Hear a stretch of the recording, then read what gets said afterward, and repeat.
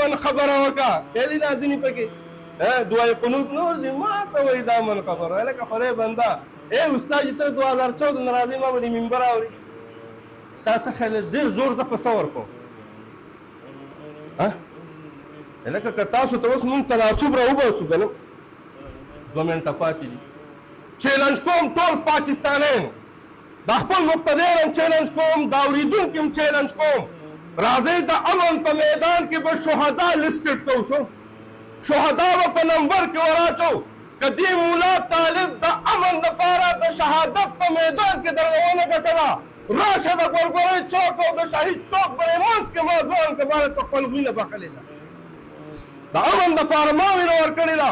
4,900 مدارس خو زما د امن په لاره کې وران شو او ته ما ته د امن خبره کوې د امن خبره د مولا نه علاوه بل چا مضبوطه کړې اوس ته څوک وکړي که نه وزیرستان او تیرا کې بمان ورېږي څوک خبره کولی شي خو مولا یې کوي څوک یې کوي مولا یې کوي نو بهرحال ډیوټیانې به مونږ کوو د الله او د رسول د طبیعت موافق منبر باندې امن خبره ولې نه کوي نو لکه مولا د منبر نه څنګه امن راولي زما په خبره دا خو ما مخکې شل ځل کړې ده زما په خبره څوک جماعت ته هم نه راځي که نه زما په خبره باندې اوسه پورې زما شپږ کاله په دې منبر باندې وشو اوسه پورې یو سړی زه دا نشم کولی چې ما په هغه باندې ګیره پرېوسته ګیره قدر ما په یو مسلمان باندې پرېنغوسته چې هغه داسې مسلمان دی چې ما کافرۍ په دلیل کې په یو مسلمان ما ګیره پرېنغوسته نو زه به امن څنګه راولم په یو مسلمان ما فلم پرېنغوسته چې لکه ته په دې موبایل کې دا شیزونه ګوري او دا پرېږده زما شاګردان دا ناست ټول شاګردان مې خپل شاګردان مې دي دیو باندې ما اوسه پورې یو غلط کار پرېنغوسته نو زه امن بیا زما نه به څنګه ته د امن ګیله کړي په دې خبره پوه شوې که پوه نه شوې دې ځای کې د جمعې مونځ کې زه ولاړ یم او زما په کلي کې سهار له واده دی او دلته کې د جمعې د مونځ په ټیم کې درز غوبل احساس کړی دی غوړ غوړ ډېګونه لګولي دي ما ورته زارۍ نه کړي چې هلکه مه لګوئ مونځ وکړو خطبه وو پلانې دی زما په دغې خبره باندې څوک ډېګ نه بندوي نو امن به څه راشي ته چې په فیسبوک کښېنه او زما خلاف پوسټ کوې مولا دا ته خو ما سره کښېنه زه خو دې لږ په تفصیل پوهېږم که خیال دې رانه دی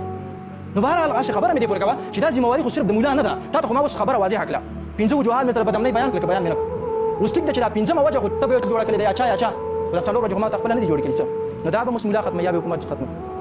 خیال درانه دی دا ډېرې تفصیلي خبرې دي ما دلته صرف په مختصر اختصار کې بیان کړي ځکه ټیم کم و یعنې دا د ګنټو خبرې زه تا ته به یو خبره شروع شم تا ته به پته ولګي دا هر څه حقیقت به تا ته واضح شي بیا به ته په مولا دا اعتراض کله هم ونه کړي چې دا مولا د امن خبره ولې نه کوي دا امن ولې نه دا یو بېله موضوع ده چې مولا د امن خبره کوي که نه کوي ولې نه کوي که ویې کړله څه نتیجه راوځي او که ویې کړله د مولا باندې څه اثر پرې وځي معاشره باندې دا ځان له بېله اوږده موضوع ده خو بهرحال اختصار د خبرې دا دی چې د بدمنۍ دغه 5 وجوهات دی او په 5 وجوهاتو کې 4 من خپله جوړې کړي دي نو لهذا اول به خپل هم ختمو او بیا چې هغې راولګي او هغې هم ختمه کړي نو امن به راشي اوس چې هغې یو سړی نه ختموي نو هغې کې خو زما کار نشته یا زه خو به درته زاري به درته وکړم چې دا مه کوه دا مه کوه نو تاسو خو زما څه زور نشته که نه یا زه هم ستا په شان انسان یم که نه خو صرف دومره یم چې منبر ته راختې یم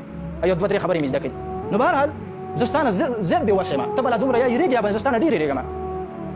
خیال دې رانه دی دا به چېرته په تمانچه په ماشین ډز کړی ډاډه به یم ما اوسه پورې چېرته لیندې نه غیر تمانچه راخیستې یم نو بهرحال دغه د بدمنۍ 15 اسباب دي او پکار ده چې کوشش وشي چې دغه اسباب چې کوم زمونږ په لاس کې دي موږ یې خپله ختم کړو کوم چې د مقتدر قوتونو په لاس کې دي هغه یې ختم کړي نو بیا به امن راشي او بیا به ازادي راشي ما ته ازادي مفهوم هم دا دی چې یو سړی ذاتي طور باندې ذهني طور باندې او قلبي طور باندې یو سړی ازادي خپله فیصله په خپله کوي خپل وسایل په خپل ځای کې استعمالوي خپل اختیار وسره خپل ذهن او خپل سوچ او خپله فیصله کولی شي او خپل واک اختیار چې کوم ځای کې زړه غواړي هغه ځای کې استعمالولی شي نو بهرحال دا څو داسې خبرې دي الله دې وکړي چې دا خبرې موږ خپل هم د ځان نه ختم کړو الله دې وکړي چې کومو خلکو سره د دې امن راوستلو واک وسه دی په لاس کې ورته طاقت دی قوت وسه دی او هغې راوستلی شي الله دې وکړي چې هغوی په زړونو کې هم لږ رحم ولګي بس دا دنیا به د څو پورې یار دا خو به یو ځل ختمېږي هم که نه د الله تعالی مخې ته به ودرېږي که نه به ودرېږئ وایي پنجابیان ترقي کوي او پښتانه ترقي نه کوي ما لکه زما ذهن کې یو خبر راغله وایي څنګه ما تاسو ګورئ دا ټول ټیک ټاک یې راجمع کوي دا ټول یې موبایل یې راجمع کوي یو پنجابي به مولا پسې خبره نه کړي یو پنجابي به خره له مولا تصویر نه جوړ کړی سپي د سر پاسه پرې د مولا سر نه لګولی اگر چې هم دغه غلطو پاټو کې دي څوک یو پاټۍ کې دي څوک بله پاټۍ کې دي بغیر د پښتون نه چې پښتون نه مولا نه سپیم جوړ کو پښتون نه مولا نه خرم جوړ کو پښتون خپل مشر هم وشرمو پښتون خپل ورور هم مړ کو پښتون خپل پلان هم مړ کو پښتون چې کوم دی خپل دوست کو ته هم ووښتو څومره غویمې چې ټول په پښتون کې دي پنجابي کې اسم نشته اسم پنجابي کې نشته یو اخبار کې بارانه شي چې پنجابي خپل پلان مړ کو ته دغه موبایل کولاو کا پلانې ځای کې ورور ویشتو پلانې ځای کې پلان ویشتو مور یې ویشتله حرام بشي څومره لانجې چې مونږ کې دي دې وجه نه مونږ ذلت سره مخامخ پښتون قوم چېرته مخه ورځو نه ویني مولانا بیلګر وی زه به مړې ما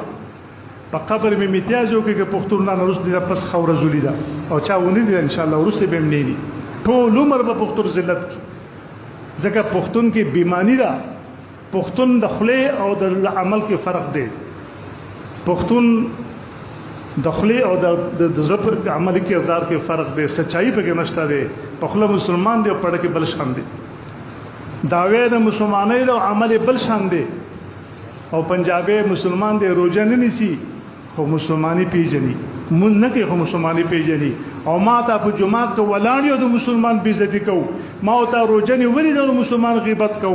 ما ته روزه نه ولې د مسلمان بیزتی کو سره د روزه نه سره د منځونو نه مونږ به جهنم ته ځو هغه به بغیر د مانځو د بغیر د روزه نه جنت ته ځي فرق مونږ وایي کې دار رښتونی مسلمانی الله ته پکار ده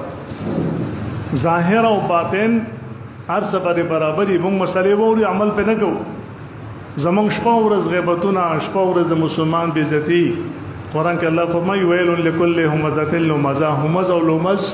دواړه تباہ او برباد دي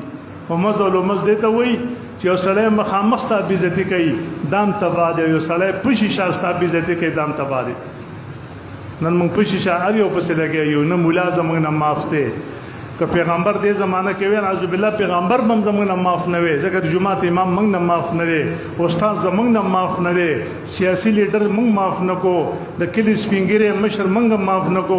امیر صاحب موږ معاف نه کو اجي صاحب موږ معاف نه کو کشر موږ معاف نه کو ارچا پسې موږ شاته لګیایو د خپل پرتګال هم شته درې چا ارچا پسې لګیای یو عالم پسې تا شاته منځ کې ستا مقتدار ستا جنازه کوي ته عالم وي او شاته به سپیډن ډوري کې